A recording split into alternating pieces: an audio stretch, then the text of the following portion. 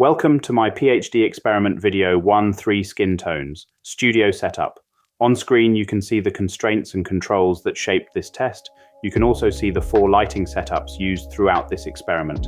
This work explores how reducing artificial light sources through reflective techniques can maintain visual quality while significantly lowering carbon impact. The first setup features a dark skin tone, illuminated by 3 150-watt day-doe light fixtures. Here is the false color exposure reading, showing balanced contrast with consistent mid-tone values. The same configuration was repeated for a mid-tone subject, to showcase how skin tone affects the image, with the false color exposure reading, again, showing balanced contrast with consistent mid-tone values. And finally, a light tone subject. Using 3 skin tones is the result of feedback when showcasing my proof of concept at different conferences, where many asked how skin tone would affect the experiment. All 3 produced predictable, well-exposed results typical of studio portrait lighting, with skin tone not impacting too heavily.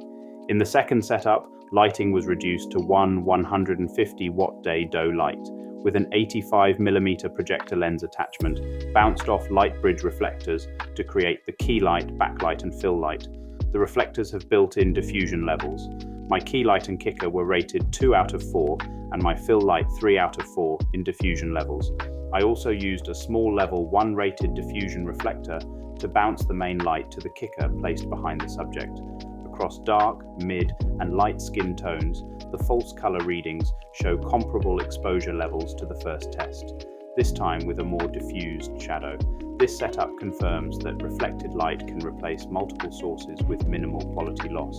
The third setup used 3 40-watt D-LED 4 LED fixtures. This replicated the earlier 3-point lighting setup, but at less than 1/3 of the power consumption. The false color readings again indicated consistent exposure distribution, particularly across mid-tones.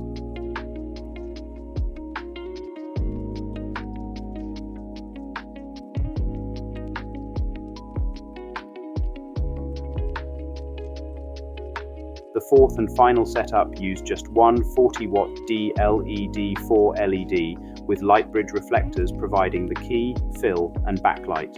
This achieved the same lighting pattern as the 4 150-watt tungsten setup while maintaining balanced exposure and natural skin representation.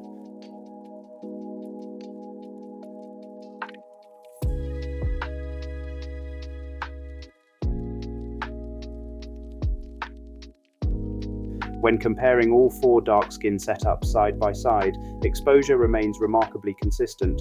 Only the quality of light differs, as well as a minor shift in backlight warmth due to the tungsten fixtures needing to be dimmed. The same pattern appears for mid-tone subject, again with quality of light differing and color of the first setup, as well as the same for the light tone subjects, with only the quality of light differs as well as a minor shift in backlight warmth due to the tungsten fixtures needing to be dimmed. After applying a standard log C to Rec 709 color grade, all 4 lighting strategies visually align very well.